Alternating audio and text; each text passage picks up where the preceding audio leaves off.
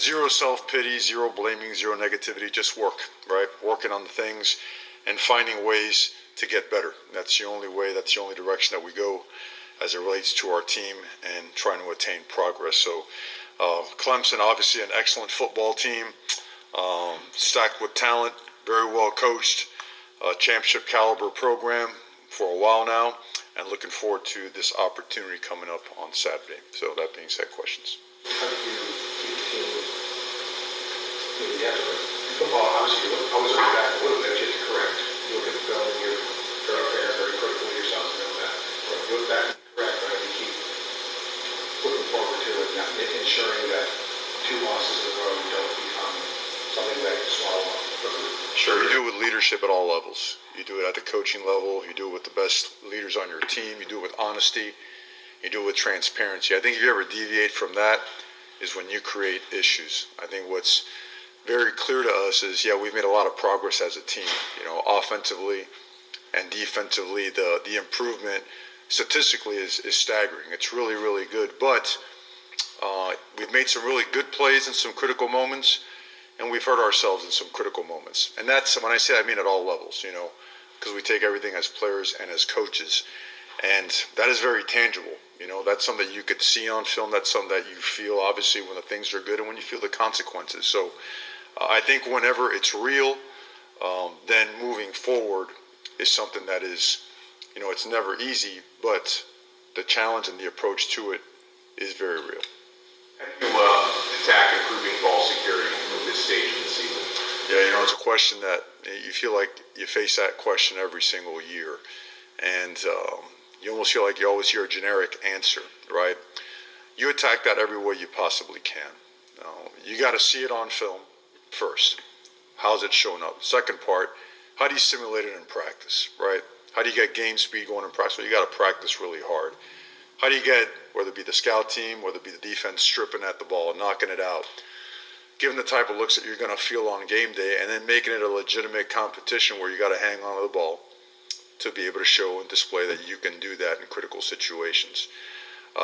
And you got to work it to death, and then you got to make sure that on game day that it shows up. So it's an area that I guess when I say that it's an area of emphasis, it might be the understatement of the year.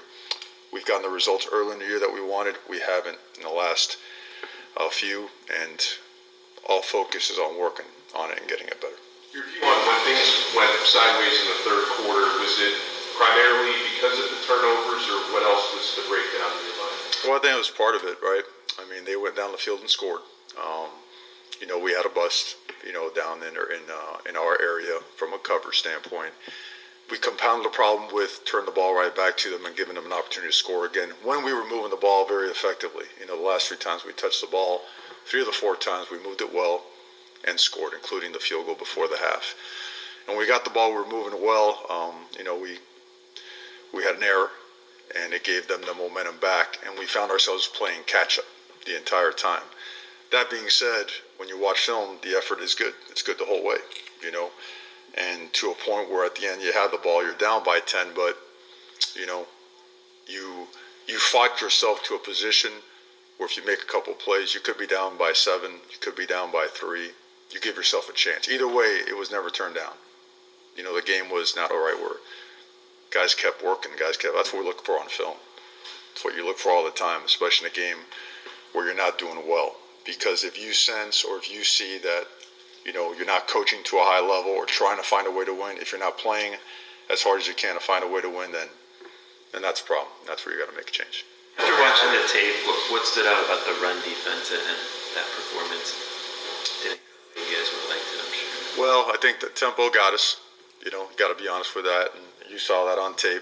I think they run the ball really hard. They run it well. They blocked us well. They ran through some of our tackles well. You know, we did not play the caliber of defensive, especially rush defense that we've been capable of showing that we have done. And I'm going to give more credit to them than, you know, I don't want to say anything negative about us. I just don't, you know, throw our guys under the bus. We got to coach it better. We got to do things to help ourselves out schematically when a team gets rolling like that. And certainly things that we have looked at, studied, and going to make improvements. Was it alignment issues? Was it conditioning issues? A mix of both? I think alignment-wise, we're in pretty good shape for the majority of it. You're going to get hit with some things sometimes. You want to eliminate those completely, so that's number one.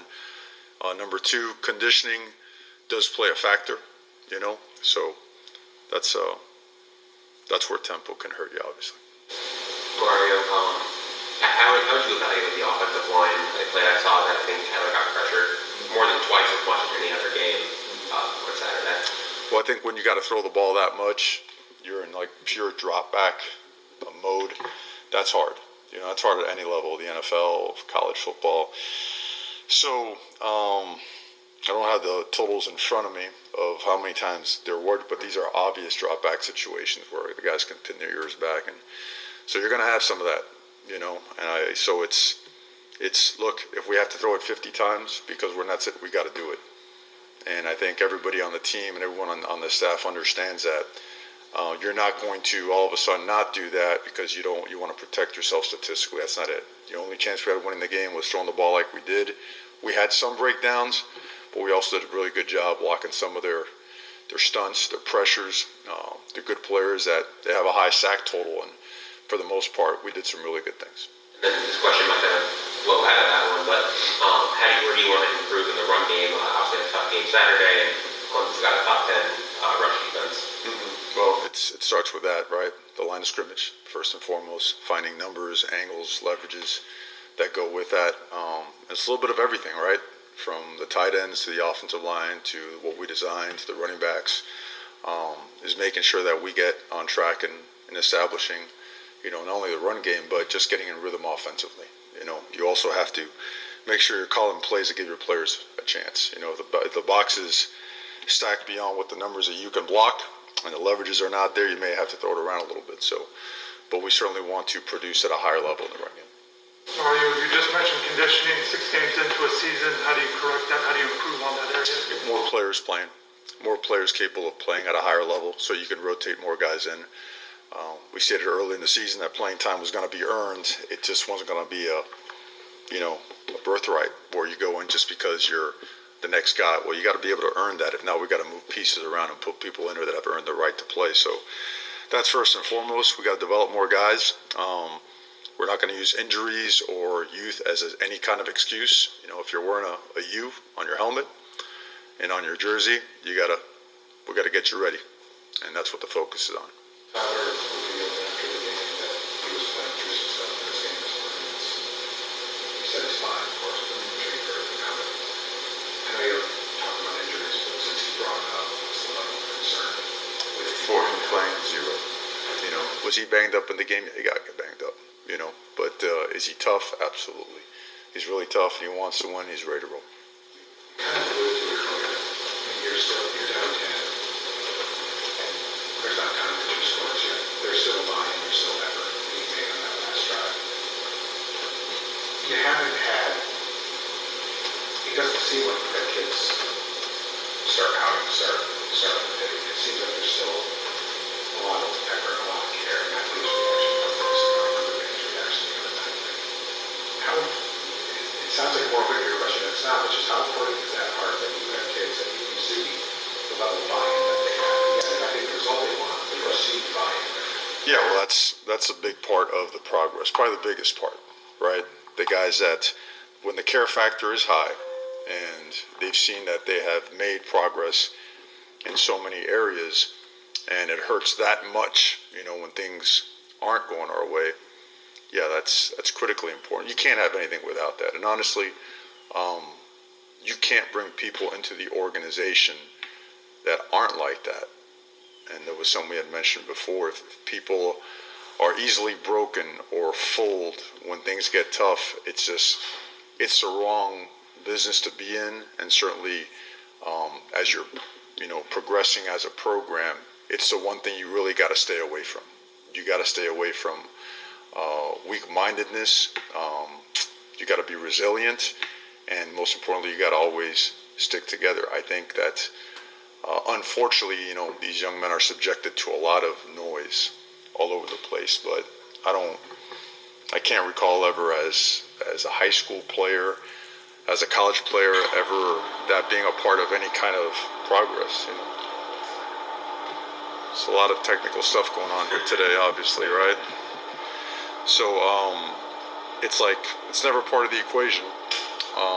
We don't ever let it. It's never part of like our teaching or progression. So it should never infiltrate, our way of doing things. Say that about Give us a sec, David, just wait for that. It's on its own. I'm sorry. No worries.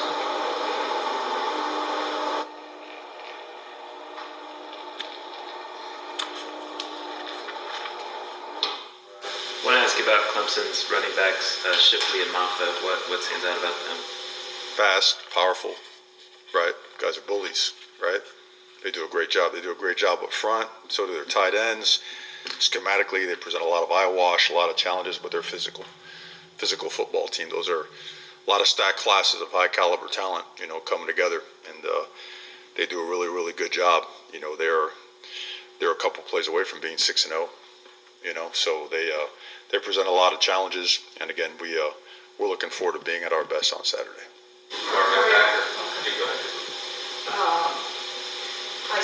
I saw Tyler Van Dyke coming in here with his right leg completely wrapped in an ace bandage and limping heavily while his right leg is completely stiff. So he's obviously injured. What's his status or what's the situation? Well, Susan, I keep telling you I don't talk about injuries. I just told one of our guys that he's ready to go. So you have to write what you have to write. And next question, please. Speaking of the running game, you mentioned the running game earlier. How much does Mark Fletcher's absence kind of affect how you guys are running the ball? And do you have a timetable when he's coming back from his leg or foot issue? Yeah, he's about a couple weeks away. I would say minimum. We were hopeful this week. I think you'll see him practicing this week. Doubtful for this week. Feel really good about the following week. Is he critical? Yeah, he's critical to our operation. That's a big physical guy that's fast and gets downhill. Was making a lot of headway. And really, he helped change our run game a bunch while he was in there. And he's missed for a lot of reasons. Competition-wise, number one, right? That always keeps the room on edge and on its toes. And he's a really good football player. So, but again, with the guys that we have, we're ready to ride with them. I think they've done a lot of good things. And we stick with our people. I think the most important thing a coach can do when he gets in front of a microphone is to make sure that there's no chinks in the operation and finger pointing and all that other stuff. We got to get better. We've shown that we can do some really good things, and all the focus of the things we do have to be on that. So while guys get hurt and guys are missing time, it's important that we lead with the mindset of we cannot make that an excuse. And when they come back, they're welcome. Can't wait to see them back, and that we go from there. Jakari Brown and Emery, where are they in their development process? Doing well. Good football players. They got great futures here. They have to play right now. We feel confident in both. There was a stat from around this weekend. I didn't even know for something like that. Say how accurate it is, but you were one of only 11 Power 5 injury league that had to get changed in your starting line in the offensive line. How important is that when you're trying to get somewhere that maybe you should know the spot? Yeah, that's been a drastic, area of improvement and the right kind of change, because those guys, they know each other's next sentence. They work really well together. We put a lot on them. In the second part of this game last week, we had to put a lot more on them than you want to put on any offensive line, but they handle it well. They're tough. You could coach them hard. There's no sensitivity there whatsoever. You can get after them, and they're flourishing. In the system, those guys all have great present, and they have a great future. In college and beyond in the NFL. So.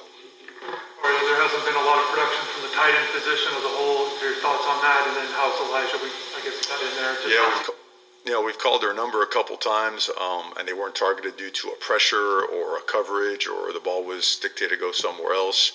But they are a big part of our offense. It hasn't shown yet. We feel confident it'll show in the coming weeks. Elijah is good to go. He played a little bit. He is set to play more. He's 100% healthy and excited and fired up, and so you'll be seeing a lot more Elijah Arroyo, and he looks as good as what he looked like before his injury.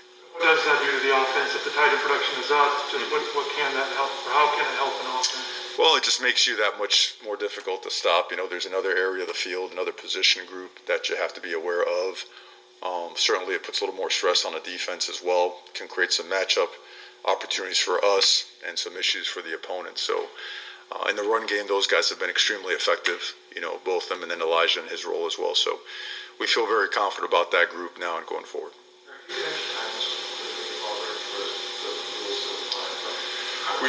We do, but we got back so late on Saturday. We had to give some of that time for those guys to catch up on rest and catch up on schoolwork, and so it ends up being the same amount of time.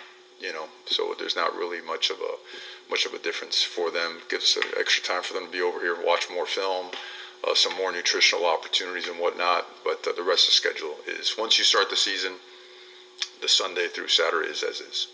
Mark, I asked Corey about this after the game on Saturday, but it seems like sometimes some of the DBs maybe are trying to go for a turnover, make a big play, and they miss, coverage a little bit. How do you strike a balance between obviously you want turnovers and big plays, but you also want to be playing sound coverage? Yeah, you talk about the one we try to time up and bat away,